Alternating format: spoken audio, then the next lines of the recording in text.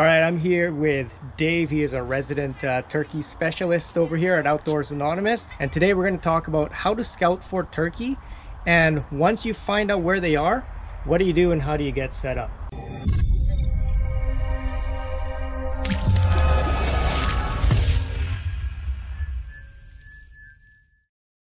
First thing I do when I'm looking for turkeys, and here in Manitoba, they're kind of spread out, but you can find pockets with really dense populations of turkeys, and these are kind of in areas that there may be some rolling hills with sparse oak forests.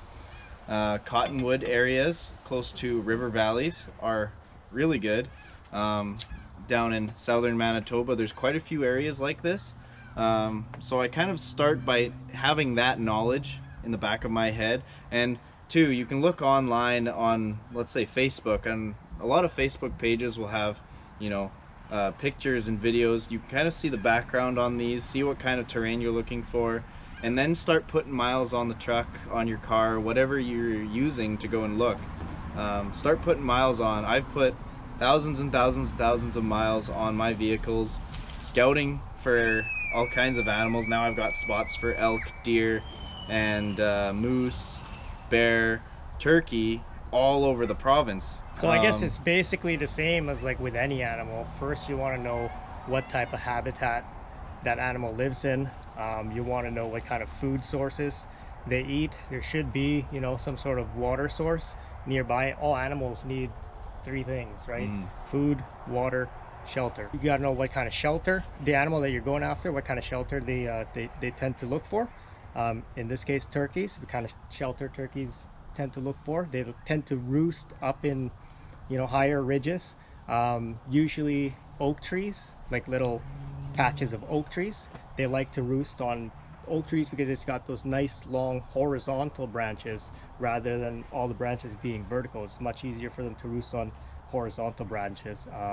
And then they like to be up on higher ridges too. So if you can find patches of oak, somewhere where there's higher ridge lines, and then when they fly down, I think they like to fly down on like more open areas. That way they can see if it's clear of any predators and whatnot. Well, they're like bluffs, so yeah, they'll come down, and they like spread out bluffs so that they can go between them without being seen. So they'll run basically along the bottoms of valleys between bluffs. And in the places that we like to hunt, the bluffs kind of are spread out in such a way that they can get between them without being seen 99% of the time. And so, we might go out and see 12, 13 birds, but that's only half of what you're actually going to have there, because you are getting into those areas, but they're hiding quite a bit better than you're knowing. So to find them, and my first year turkey hunting, this is kind of what I started to do, and I didn't realize how effective it would be, is just driving down old back roads or back areas, trails and stuff that I would assume there's going to be turkeys, stopping, shutting off my vehicle, getting out, waiting a minute, and then doing either a hen call or a locator call of some sort that's loud enough that they're going to hear it a good 300-400 yards away, if that. yeah. And listening for gobbles. Good locator calls, crow call, that carries a long way, and it's super easy to use a crow call. Goose call is a good locator call as well. Owl hoots, that one is pretty easy to use as well. It's just external calls that you can get from Cabela's or whatever outdoor stores you go to. Owl hoots, usually you'd use that more in the morning. Just natural, you don't really hear owls hooting in the middle of the afternoon. So crow calls would be a good thing to use, like if you're scouting around in the middle of the day sort of deal, and it carries a long way, so they'll be able to hear that. And then what that does when you put out a locator call like that is it'll get them to shock gobble. Shock gobble just means like whatever sound that just makes them gobble out of nowhere. Even closing your truck door can cause a shock gobble from a turkey. Like we've been out in the turkey woods and closed the truck door and then heard a couple gobbles. Like, yeah. Right, so yeah. All right, so say you put out some locator calls, you're driving around, get up off your truck, obviously, or turn off your truck if you're gonna call from your truck. That way there's no engine noise and all that stuff. and you can hear them if they gobble back to you. So say you're driving around, you get up off your truck, you go for a little walk, you found some turkey tracks, followed it a little bit, you let out a crow call, locator call, or of some sort, and then you hear a gobble 200 yards away, back that way in the bush. Then what do you do? Now you were kind of getting into how to set up on them and how to get them. We're assuming here that the season is open, and when you're doing the scouting, you have the ability to just start actually hunting immediately. This kind of happened when I shot my first turkey. I did kind of the same thing. I was out driving around. I heard a gobble after I did a hen call. I pulled my truck off to the side. I wasn't able to seal the deal then, but you kind of want to get to the edge of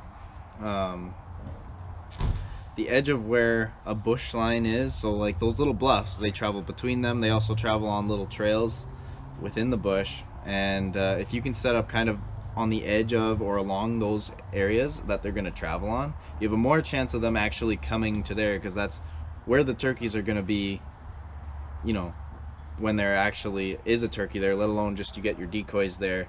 They're going to see that, they're going to look, oh, that's natural, I'm going to be able to go there. So first thing I'll do is I'll try and get as close as I can without spooking the turkeys. And that's where I made my first mistake when I was actually hunting the turkeys for the first time, was I got too close and I was too aggressive. You got busted. And I got busted, and sure enough, there was, you know, a few jakes and a tom and a hen all ran. Yeah.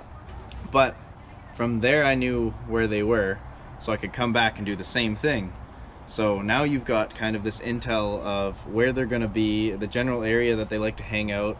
And if you're doing that in the evening, which is when I kind of like to go out scouting, because they're all dispersed throughout the day, and then they start to congregate again right at the end of the day where they're going to roost.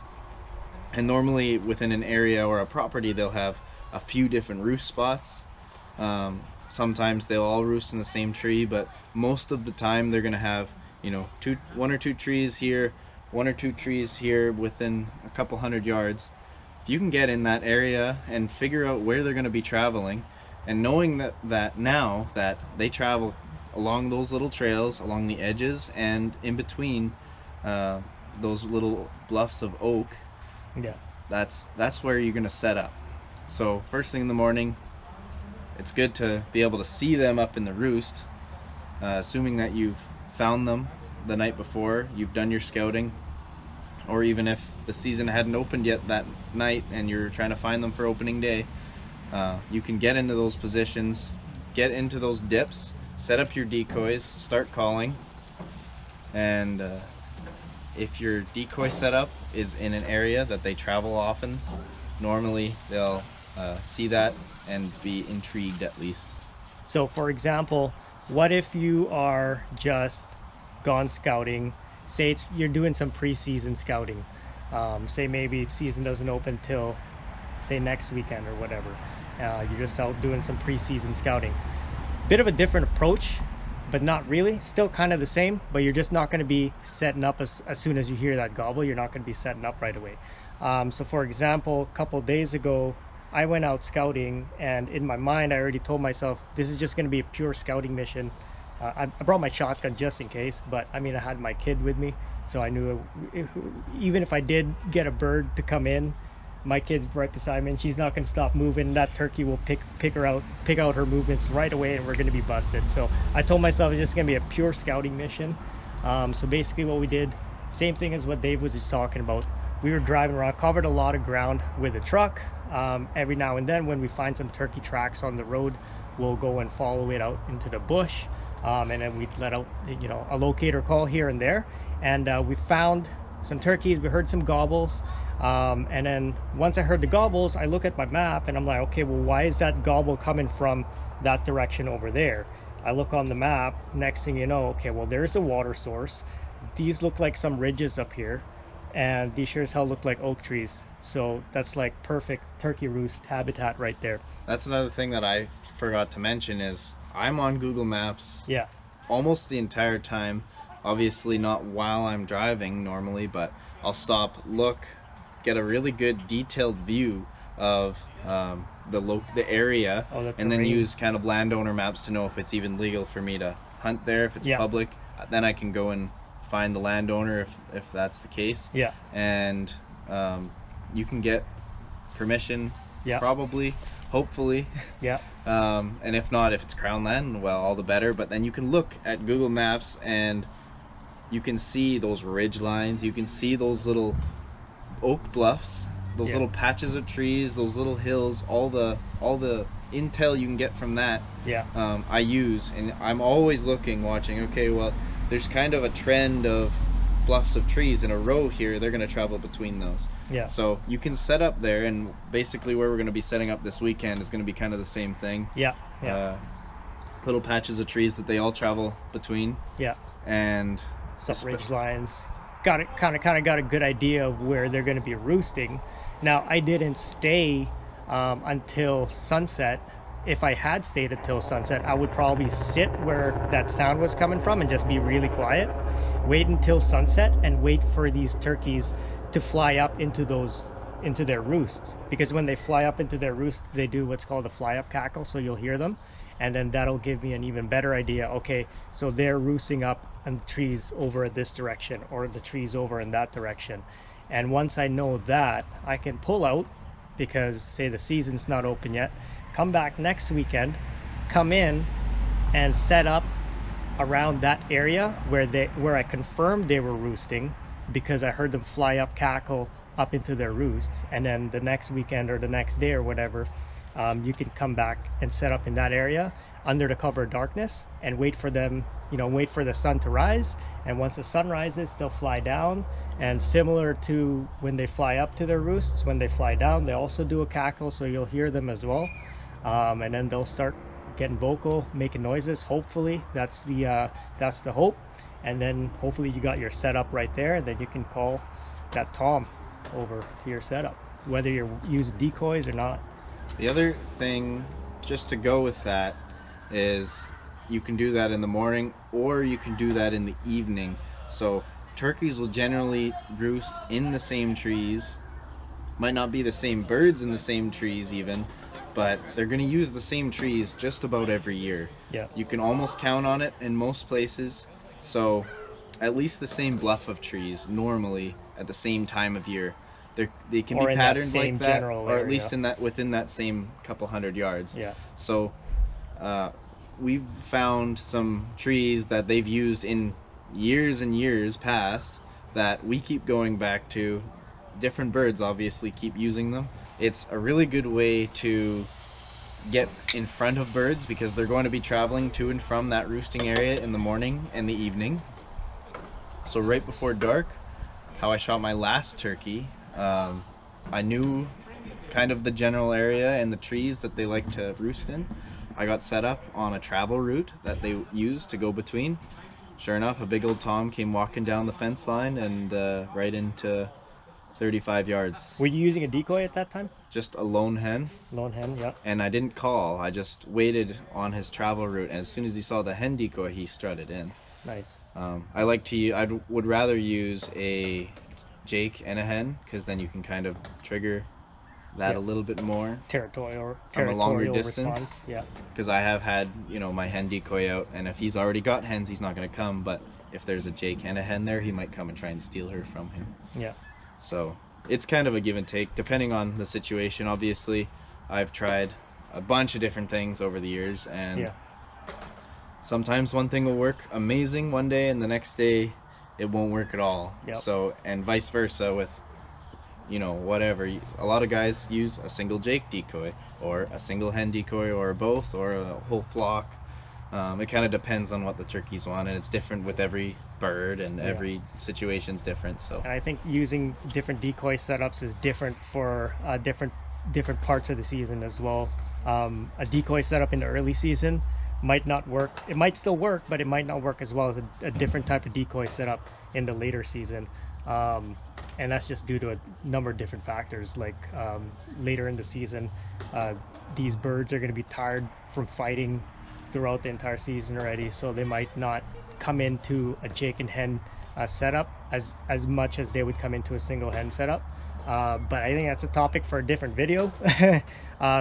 We'll do a video on that one as well, so make sure you guys stay tuned for a video on that. We'll probably do that for the next video. but today we're just talking about scouting, what to do, what to look for, and how to find these birds, and what to do once you found these birds. So that kind of just brings me to the last point that I wanted to talk about today, and that's the time of year and the weather when you're looking for birds and what your goals are basically for the season. So for me, I'm normally going for a big tom. Nico kind of has a little bit lower standards than me. He'll shoot anything with a beard, so a Jake is on the menu for him. Bearded hen is on the menu. Bearded hens are on the menu. Last year, so that was pretty cool. Yeah. That was a pretty cool, fun hunt. But I find earlier in the season, at least here in Manitoba, when the weather's still quite cold and it's getting into those freezing temperatures overnight still, the bigger, older birds aren't quite as active chasing hens. But the younger ones, like the Jakes, will come in pretty easy. I find first week of the season, I can get Jakes into about 10-15 yards pretty easy. But later in the year, the big toms really start to chase after the hens. The Jakes sort of understand that there's a pecking order, and the big toms are the ones that are going to be doing the breeding. So they have more rain. They've kind of bred half of the hens already, so you have a little bit more chance of them not being henned up and already taken. So they are more likely to come in a little bit later in the season. But even in the early season, you can get on toms. Sometimes you might just have to do a little bit more spot and stalk, chasing after them, because they are moving around a ton, even in the early season, because the snow just melted. They're out looking for food. They're out looking for other birds to interact with, but they really aren't getting, the big ones really aren't getting into the nesting, breeding mode until, you know, right near the end of season, when the weather starts hitting, you know, plus 20 or so. At least that's how it is here where we live. Might be different where you guys are. So well, even other places, even early season might still be already those temperatures. Yeah. But I find right around that 20 to 25 afternoon high is the best for the big toms to come in. And that's Celsius, by the way. But that was kind of the last point I had. If there was anything you wanted to add to that. No, I think, you know what, we wanted to just really talk about, you know, how to scout and look for these birds and what to do once you've found out sort of where they're roosting and where they are. I think that's going to be it for this video. Hope you guys learned something. If you did, hit that thumbs up button and comment down below, what do you guys do when you guys are out scouting for turkey? And maybe if you're just new at turkey hunting or just getting into it, let me know what you guys thought about the video down in the comment section below, and stay tuned for the next videos. We'll see you guys in the next one.